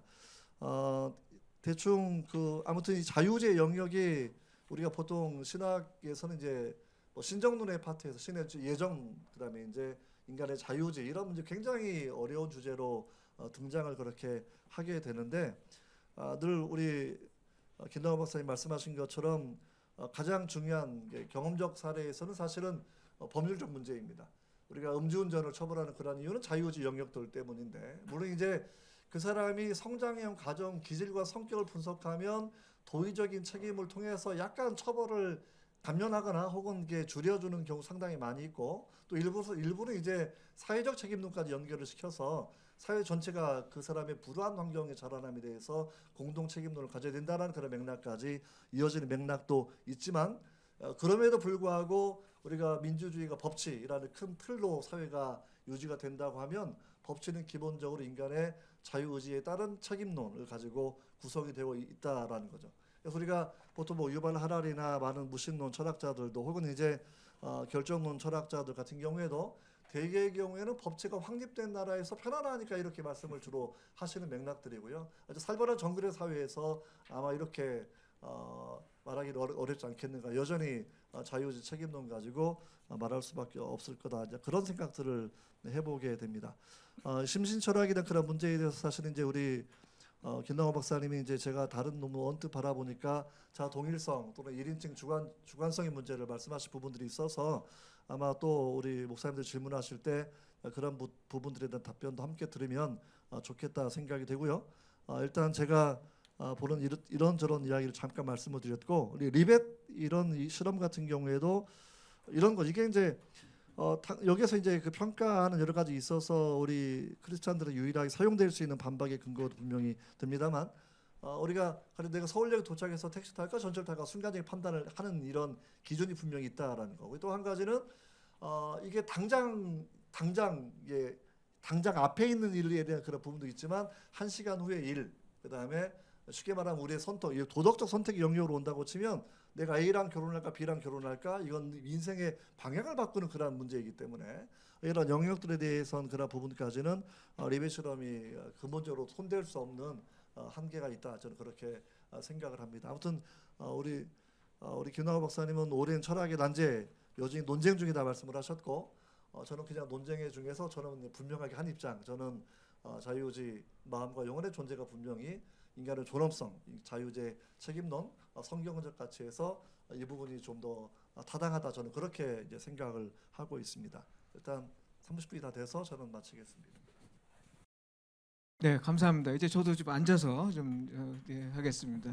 예, 지금 우리 김교 교수님께서 말씀하신 부분들은 이제 자유의지의 입장에서 자유의지를 좀 지지하는 입장에서 어떤 의견을 이제 표명해서 어쩌면 아마 좀 논점을 이렇게 제시해서 좀 활발한 논쟁을 좀 기대하면서 아마 그랬던 것 같습니다. 그리고 또 우리 사실 김남호 박사님도 제가 느끼기로는 저 다른 논문하고 글을 읽어보니까 어느 정도 상당히 자유의지 쪽에 좀 이렇게 기울어진 것 같아서 두 분 다 자유의지에 대한 지원을 좀 이렇게 지지하는 입장에서요.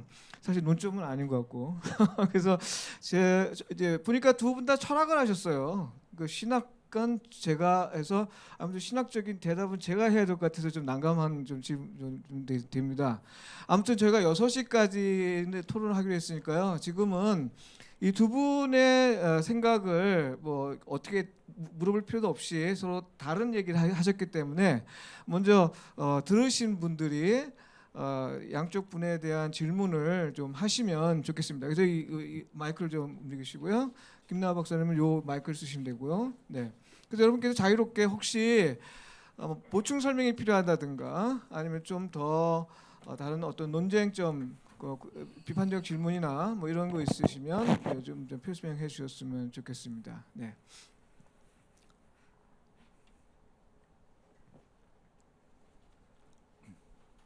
제가 일단 뭐 먼저 제가 사회 보면서 한번 좀 질문을 여러분께서 다시 논의에 참여할 수 있는 좋은 계기라고 해서 한번 먼저 말씀을 좀 드리겠는데 먼저 두 분 다 자유의지를 지지하는 입장이 돼서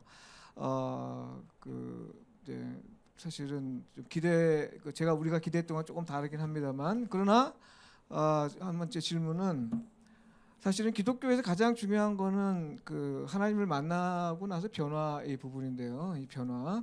이 변화라고 하는 것이 사실은 어떤 자극을 받고 거기에서 깨달음과 더불어서 방향 수정과 자기 또 구체적인 행위의 변화, 행위가 변하고 이런 것들이 다 어떤 의지에 따라서 일어나는 건데 만약에 이런 변화들이 결정론자들에 따르면 사실 변화라는 것이 그냥 어떤 이미 있었던 어떤 원인에 의해서 일어나는 것이다 이렇게 얘기를 하겠잖아요. 이런 그 반박에 대해서 이 변화를 자유적으로 설명을 한다면 어떻게 설명을 좀 할 수 있을까요? 네.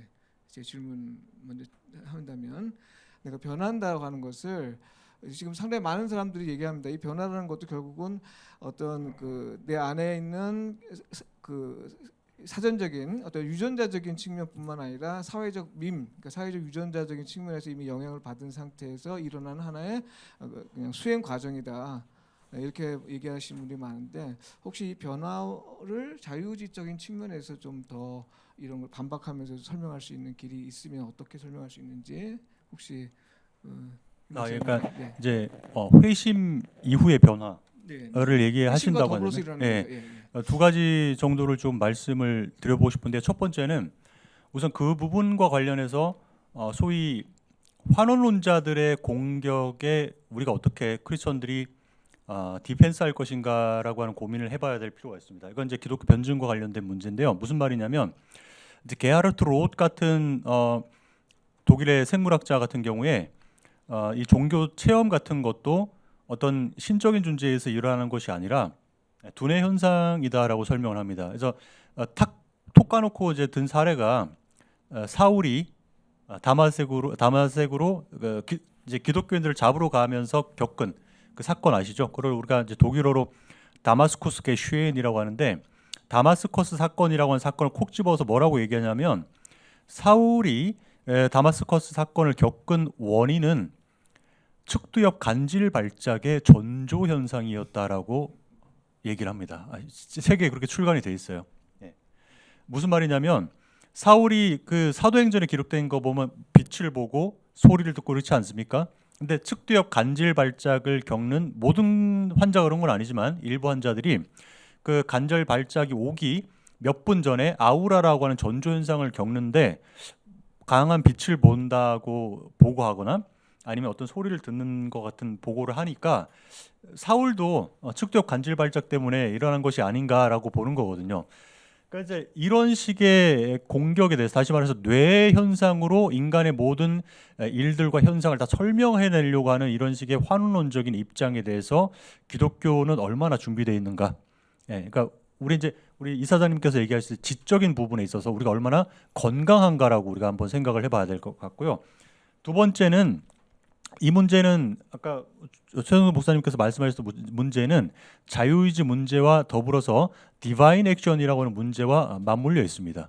현대의 기독교 신학자들 중에 이제 디바인 액션이라고 하는 문제는 신적 행위라고 우리가 보통 번역하기도 하고 하나님의 행위라고도 번역하는데, 분명히 이 물리 법칙에 종속된 듯 보이는 우주에 신이 존재한다면 어떠한 방식으로 개입하는가라고 하는 물음입니다. 네, 이 물음은 이제 자유의지 문제와는 별도로 논의되고 있는 문제이기 때문에 양상이 좀 복잡해지는 거죠. 그래서 회심이라고 하는 사건이 나의 의지로 인해서만 사건이 일어난 것이 아니라고 우리가 이제 본다면, 다시 말해서 뇌의 활동만으로도 설명이 안 되고 개인의 어떤 자발적인 선택에 의해서도 설명이 안 되고, 어떤 제3의 우리가 소위 얘기하는 어떤 성령 하나님이라든지 디바인 액션에 의한 것이라고 설명하기 위해서는 자유의지 문제에서 디바인 액션의 문제로 넘어가서 논의할 필요가 있습니다. 네, 이제 신학적인 문제로 이렇게 문제를 이제 환원해서 네, 연결시켜서 해결된다고 하는데, 혹시 김재규 교수님 여기에 대해서 어떤 일단 우리 김남일 교수님께 개인적인 질문은 전공이 정확히 뭐예요? 철학에서?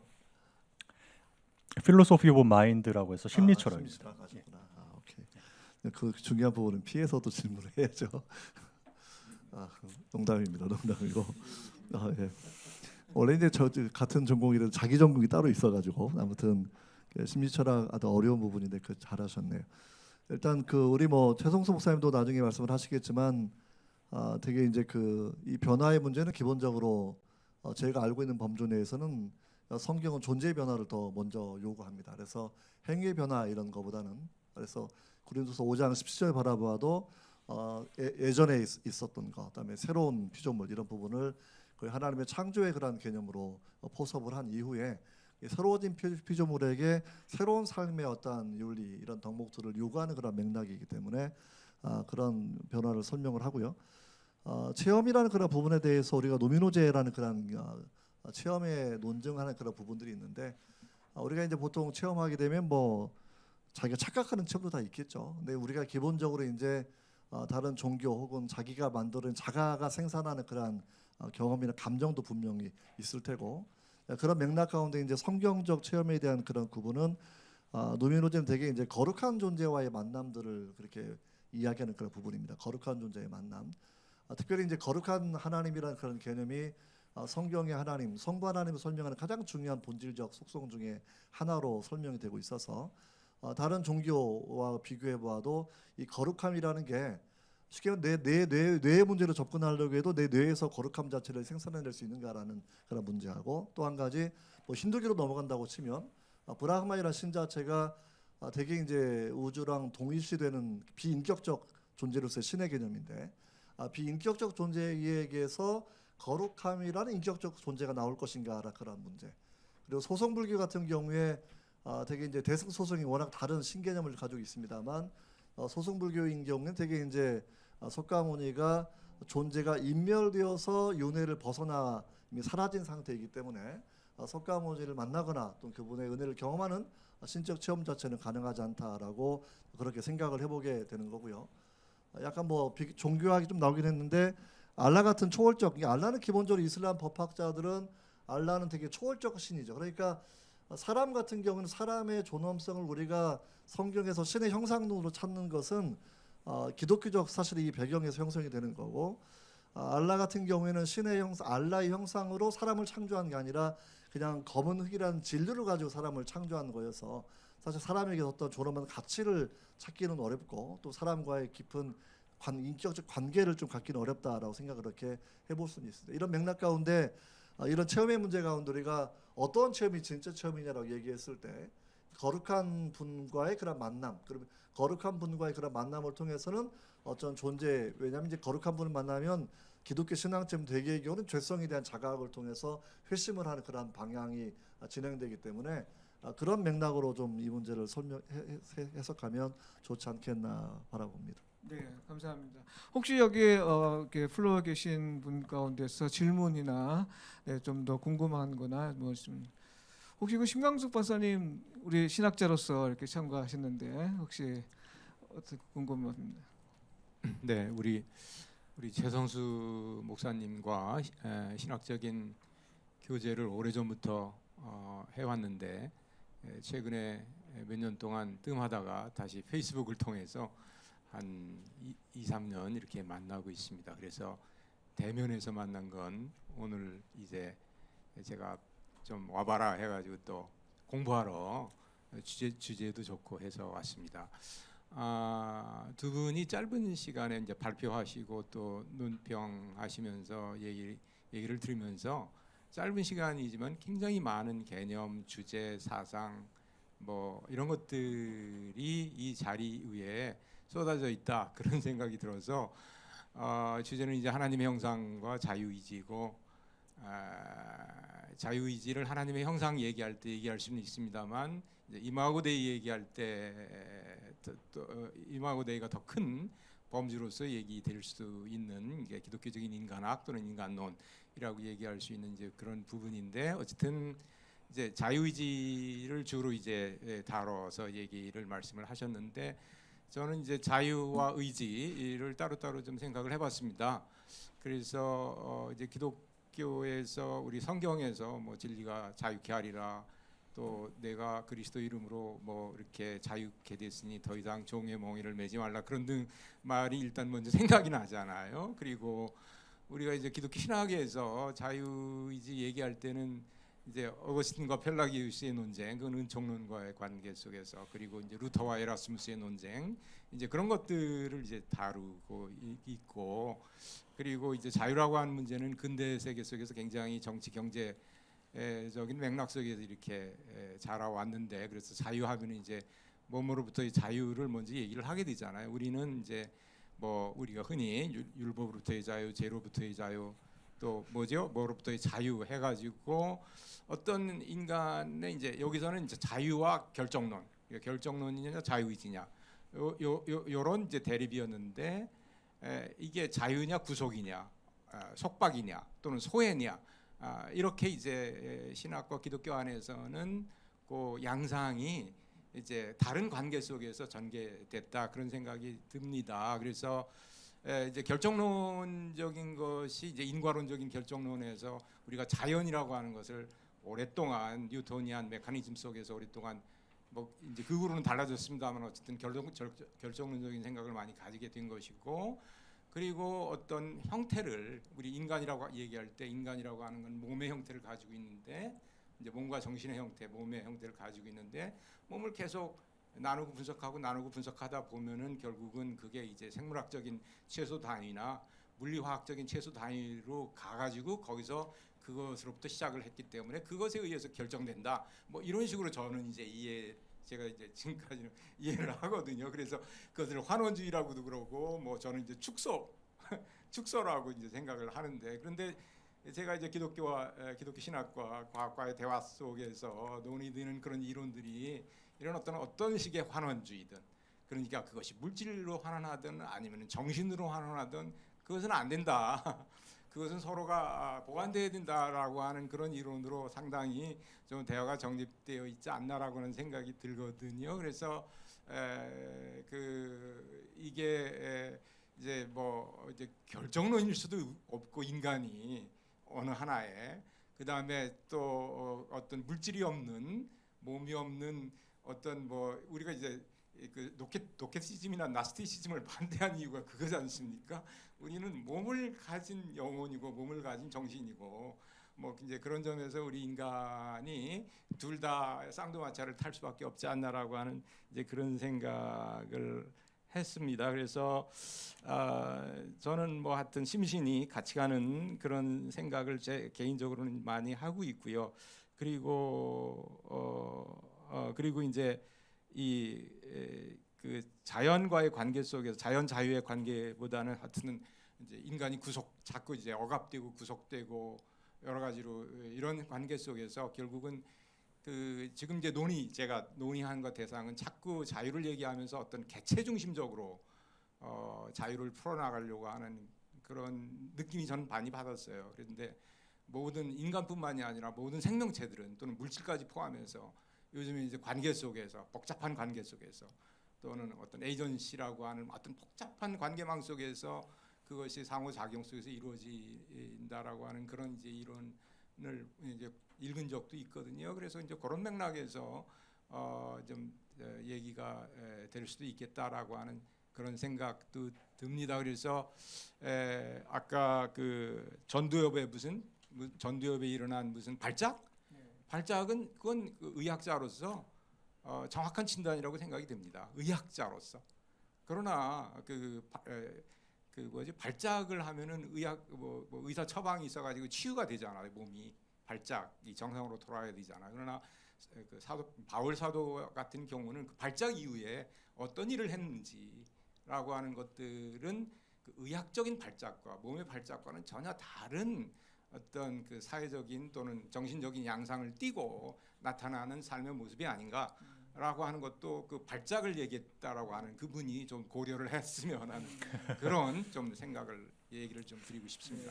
제가 정확히 이해하는지 모르겠습니다만 혹시 그 결정과 자유의 문제가 어떤 서로 갈등 상태로만 보아서는 안 되고 이것이 서로 어떤 방법으로 상호 작용하는 어떤 그런 메커니즘을 좀 발견하는 것이 필요하겠다라는 의견이시겠죠?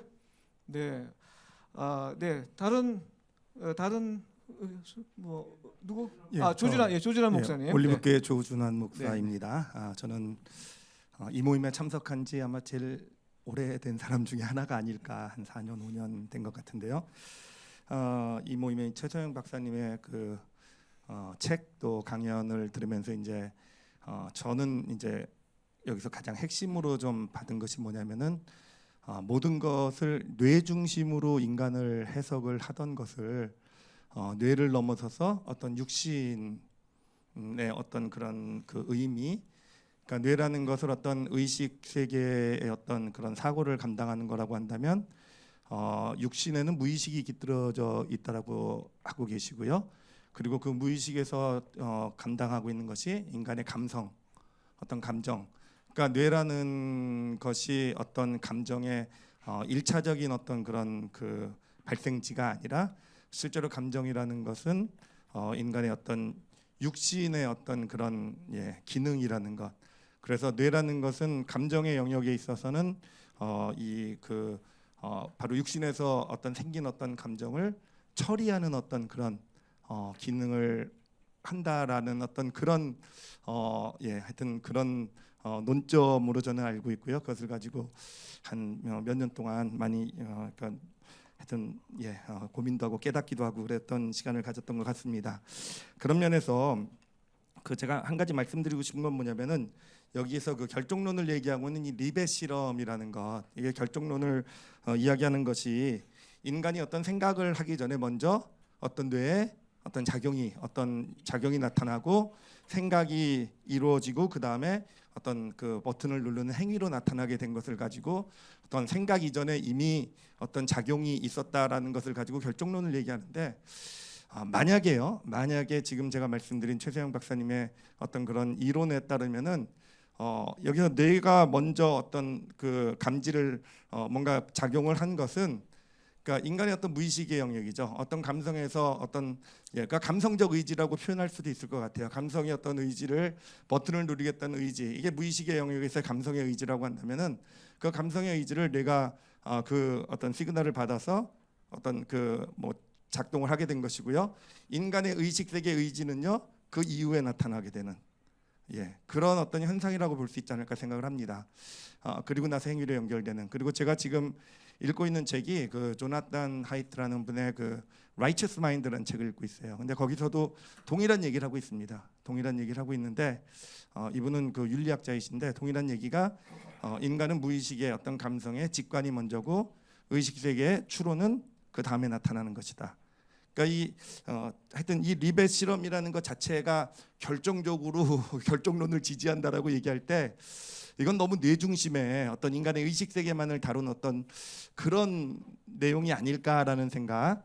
그래서 최세영 박사님이 새롭게 어떤 인간의 육신과 육신의 어떤 각 오장육부의 기능과 이런 것을 통한 무의식의 어떤 감정들 이런 것에 대한 어떤 지금 이론을 제시해 놓고 계신 것인데 이것을 바탕으로 해서 좀 우리가 좀 더 접근해 들어가면 지금 그 하여튼 결정론이라든지 이런 쪽에 있어서도 조금 다른 이해로 예, 전 뭐 아직 모르지만 갈 수 있지 않을까라는 생각을 해봤습니다.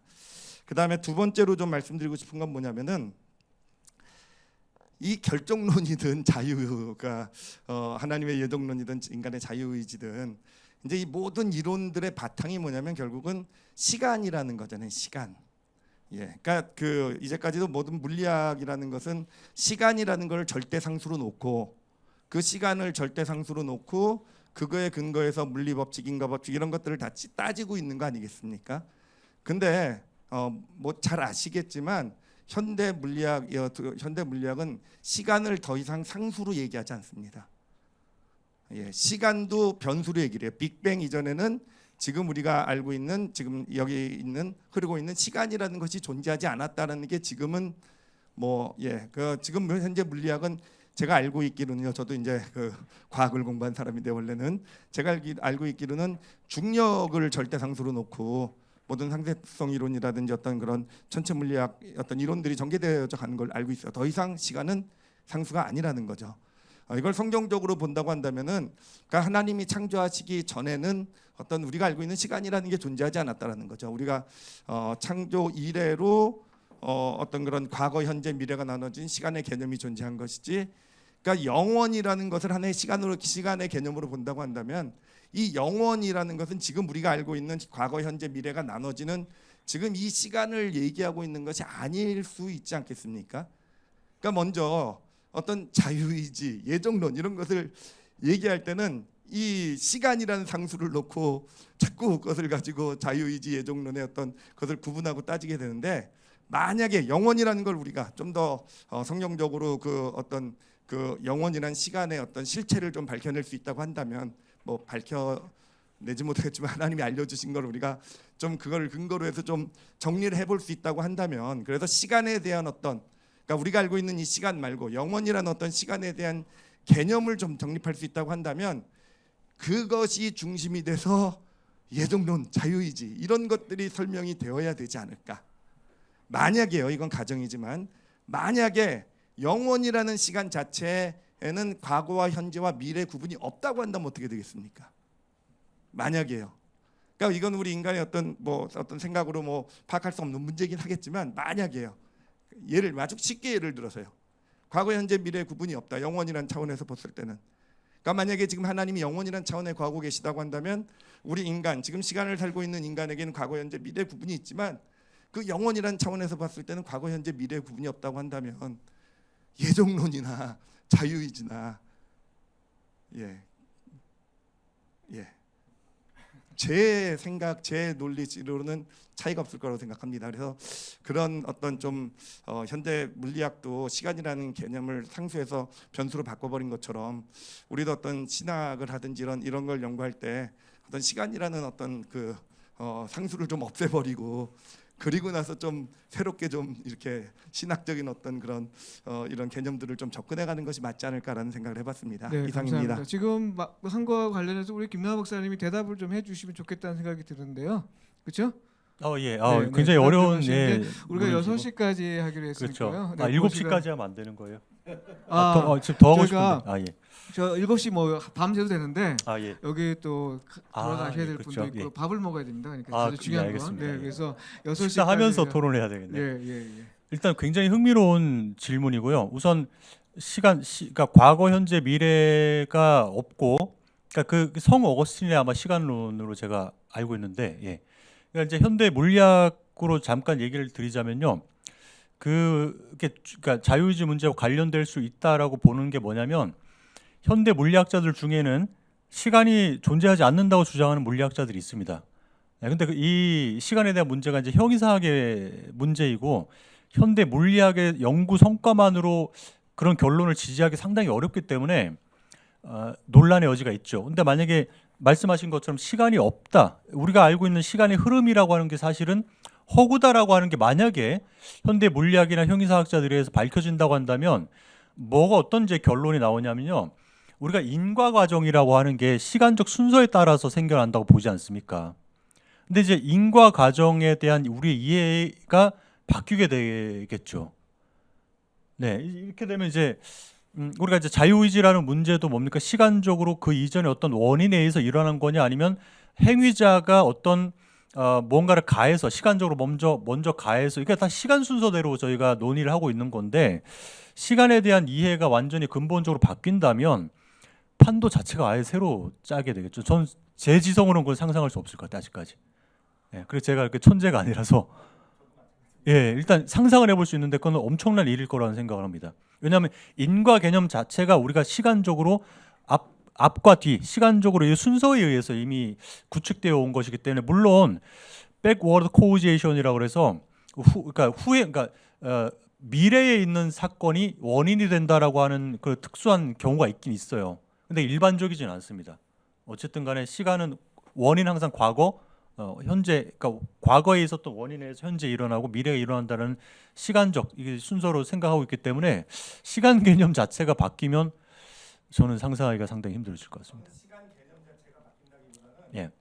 이 우주 안에서의 어떤 시간의 개념은 당연히 유지가 되겠지만, 만약에 우리가 천국을 믿고 이렇다고 한다면, 영혼을 믿고 그렇다고 한다면, 우주 밖에 계신 어떤 하나님의 차원, 영혼의 차원에서 어떤 그런 그 지금 우리가 존재하고 있는 그 시간과는 다른 종류의 시간이 그쪽에는 존재하고 있다고 한다면, 그런 가정을 얘기한 거죠. 그러니까 이 안에서의 어떤 원인과 결과의 문제가 다 흐트러진다? 아니요, 이 우주 안에서 이루어지는 일들이야 지금 하나님이 창조해 놓으신 그 시간에 따라서 흘러가게 될 거, 원인과 결과 어떤 이런 걸로 분석해낼 수 있겠지만, 하나님 입장에서 보시면요. 예. 네, 근데 하나님 입장에서 본다는 그 표현을 사실 칼바트가 무한대분의 상수 놓으면 0으로 수렴하잖아요. 네, 그 개념을 이미 이제 쓰긴 했는데, 그러나 그것은 하나님이 이 땅에 임재하시는 종말론적인 그 설명을 하면서 하나님의 존재를 우리가 표현할 때 감히 시간으로 담아놓을 수 없는 어떤 그런 구조를 얘기했는데, 인간으로서 우리가 하나님의 관점을 가질 수는 없죠.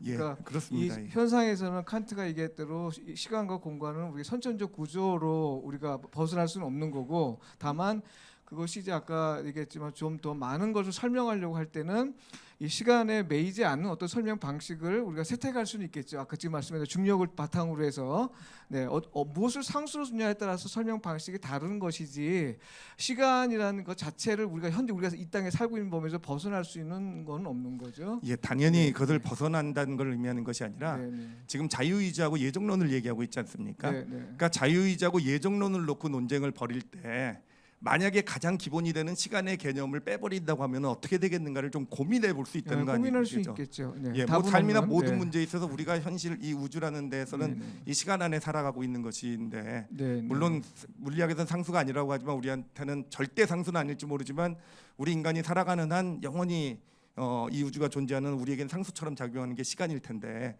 그러니까 그것을 가지고 뭐 이런 걸 따지되는 게 아니라, 지금 자유의지하고 지금 어떤 그런 예정론을 결정, 설명을 네, 하자고 네. 하는데, 지금 모든 게 시간의 개념 안에서 지금 설명하려고 하니까 서로 부딪히고 있는 게 아니냐 하는 거죠. 네, 네. 예. 만약 그 얘기는 아까 우리 신관석 박사님 얘기한 대로 결정과 자유의지가 어느 정도 상호 작용할 수 있는 가능성도 그 설명으로는 그렇죠. 네, 있을 수 있는 거죠. 네. 재밌는 이 관점인데요. 아쉽게도 시간이 좀 됐는데 식사하면서 우리가 좀 궁금한 것들 좀 네.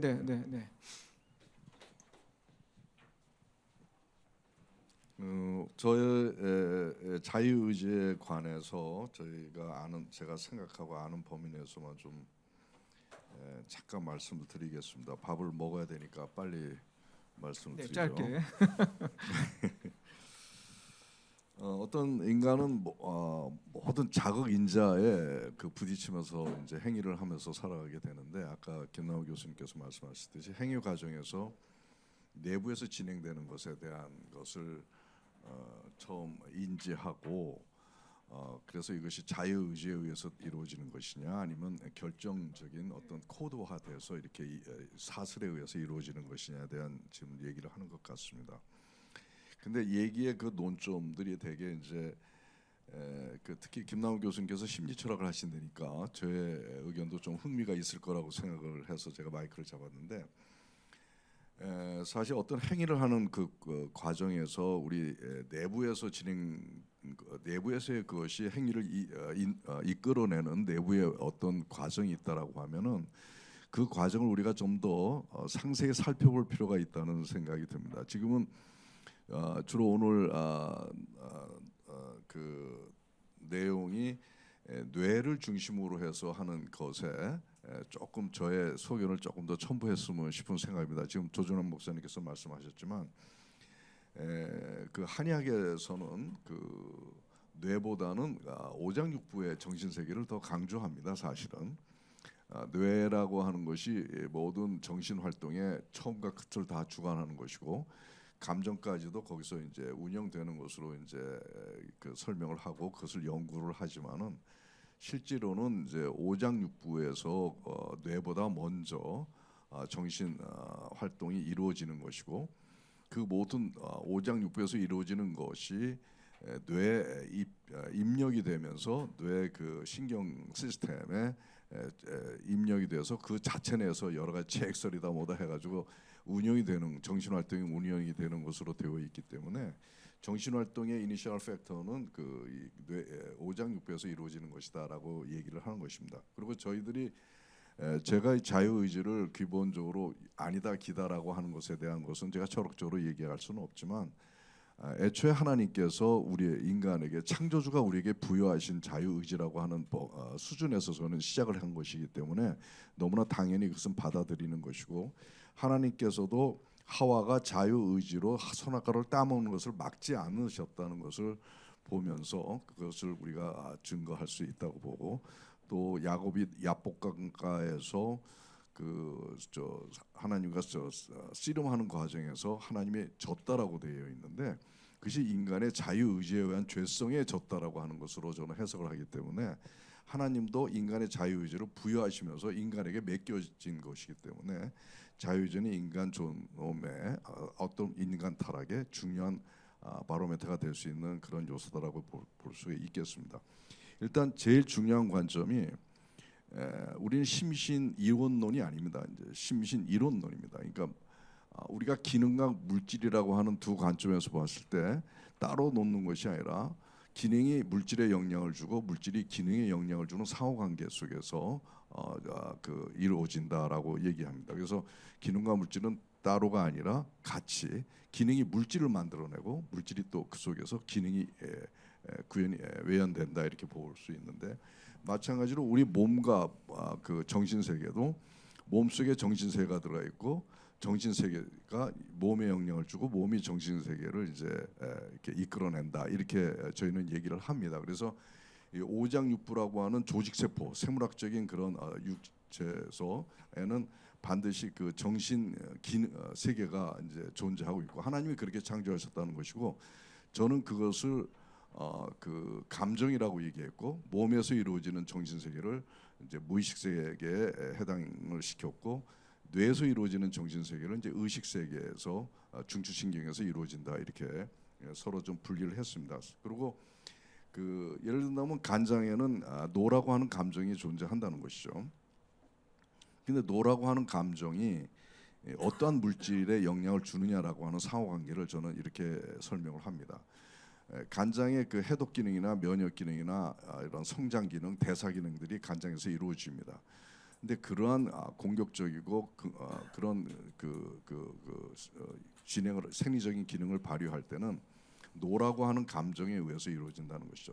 노라고 하는 그 정신 그 감정이 육체의 활동을 이렇게 주도한다라고 얘기하는 것이죠. 소프트웨어가 하드웨어를 주도하는 것 어떤 양상이라고 볼 수가 있겠습니다. 그래서 오장육부에는 다 정신세계가 있는데 그것이 감정이라고 표현할 수 있고 감정이 2차적인 그런 정신세계로 마음으로 표현이 되는 것이고 뇌에서는 이제 지식과 기억과 정보와 이런 것들이 처리되는데 그것은 의식 세계에서 이제 영역으로 우리가 간주하는 것이고 그것은 생각으로 이어지게 되고 그래서 마음과 생각이 합해져서 의지로 이어지는 다음 단계 정신세계가 진행이 된다고 저는 설명을 하고 있습니다. 근데 뇌하고 몸하고의 관계 속에서의 따로따로 작용하는 것이 아니라 미주신경이라고 하는 신경에 의해서 상호관계 속에서 몸의 정신세계가 뇌에 축적이 되고 뇌에서 이루어지는 정신적 판단이 몸으로 이어지는 사후관계 속에서 이루어지는데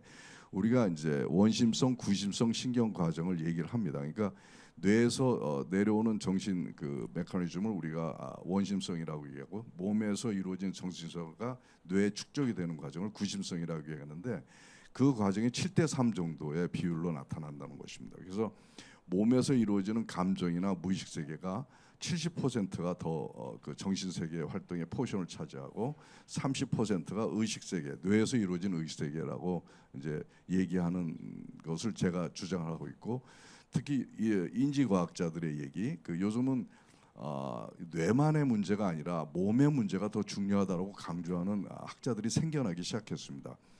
인지과학자들 중에 이제 제일 대표적인 사람이 레이코프라고 하는 사람인데 그 사람은 무의식 세계가 의식 세계를 주도하고 있다라고 그것도 95% 이상 그렇다라고 이제 하면서 아까 뇌파가 그 물질이 뇌 세포가 반응하기 직전에 0.5초 전에 반응하는 것도 그것이 어쩌면 감정에서 이루어지는 그런 것이 아닌가 하는 생각이 듭니다. 사실은 우리가 뭘 생각해서 행동하는 것보다 감정에 의해서 그냥 무의식적으로 행동하는 경우가 훨씬 많다는 것이거든요. 예를 들면 이게 뜨거운데 우리가 손을 댔을 때 떼는 것이 이거 뜨거우니까 이거 대면 그 번을 입게 되고 소포가 손상되겠구나 해서 뛰는 게 아니라 그냥 뛰는 거거든요. 이거는 무의식적으로 자율신경계에서 반응하는 행동입니다. 그래서 우리가 행동하는 모든 것이 뇌에서 이루어지는 무의식적인 그런 것에 의해서 행동으로 표현되는 것이 아니라 감정과 무의식적인 그런 것에 의해서 행동으로 표현되는 것이 훨씬 많고 그래서 우리가 우리의 인간의 의지가 행동으로 이어지는 과정에서의 그 배경을 살펴보면 몸에서 이루어지는 감정이 주도하고 있다. 그것이 그렇기 때문에 우리가 그 신앙생활하는 것도 그 자유의지에 대한 것을 우리가 하나님 뜻 안에서 이루어지려고 노력하는 과정에서도 감정을 다스리지 않으면 우리의 자유의지는 죄악된 자유의지의 결과로 이어질 수밖에 없다라고 이제 주장을 하는 것이죠. 근데 지금 대체적으로 우리가 그 사람들이 행동을 하고 하는 그 과정에서의 그 배경에 대한 정신 세계를 주로 뇌에서만 가지고 이루어지는 그 설명하는 것들에 대한 것을 몸에서의 정신 세계를 좀 더 같이 이렇게 포함하면서 설명을 한다면 사실 심리 철학의 부분에 있어서도 더 좀 풍부한 얘기들을 할 수 있지 않을까 하는 생각이 들어서 말씀을 드립니다. 네, 감사합니다. 일단은 시간이 약속된 시간이 좀 오버됐는데요. 지금 저 마지막에 우리 저 장로님께서 그 좀 모험, 그러니까 심리철학의 어떤 그러니까 심리철학이 사실은 정신만이 아니라 마인드 관련해서 감성 부분이 포함되어 있는데 그 부분은 아마 말씀을 안 하신 거라고 생각이 되는데 어떻게 할까요? 이 얘기를 좀 대답을 듣고 그 다음에 좀 식사할까요? 공식적으로 오케이, 짧게 대답하겠습니다. 대답하고요. 예. 저희 식사하면서 좀 얘기 나눠보면 좋을 것 같습니다. 네. 최소영 그 이사님께서 하셨던 말씀은요.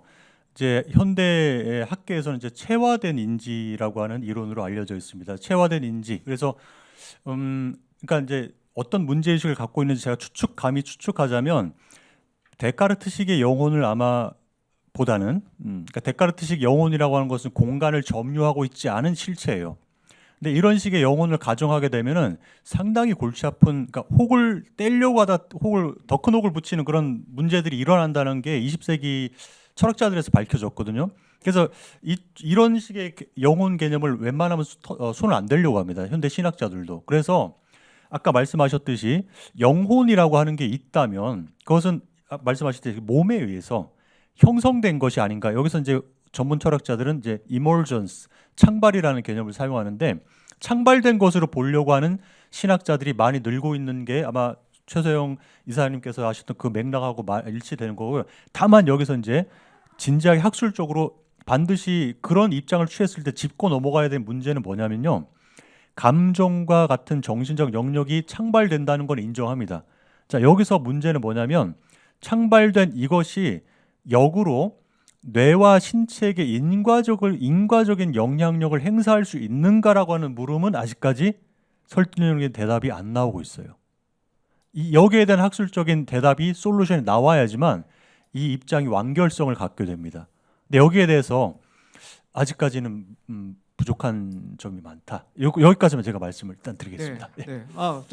또 우리 허락해 드릴까요? 네, 예, 허락해 주시면 돼요. 짧게 하겠습니다. 저는 뭐 강사가 아니니까.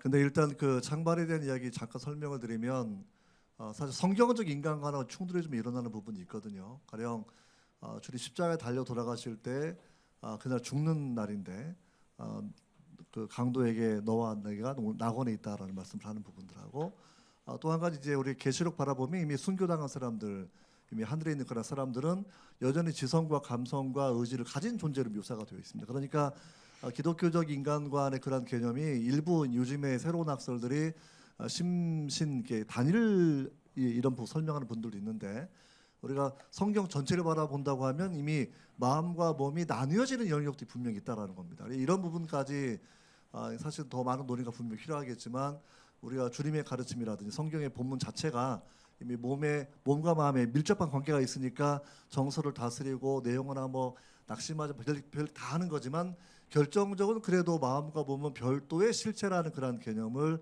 성경에서 우리가 분명히 찾아낼 수 있다라 생각이 되고 그게 기독교 인간관의 성서적 토대다 저는 그렇게 생각을 합니다. 일단 여기까지만 저는 말씀을 드리겠습니다. 제가 또 의학적으로 한 말씀만 더 드리고 이제 식사하면서 하시면 좋겠는데 배고파요, 예, 사모님. 밥 좀 먹죠. 짧게. 우리가 그 화나는 감정을 가졌다고 치자고요.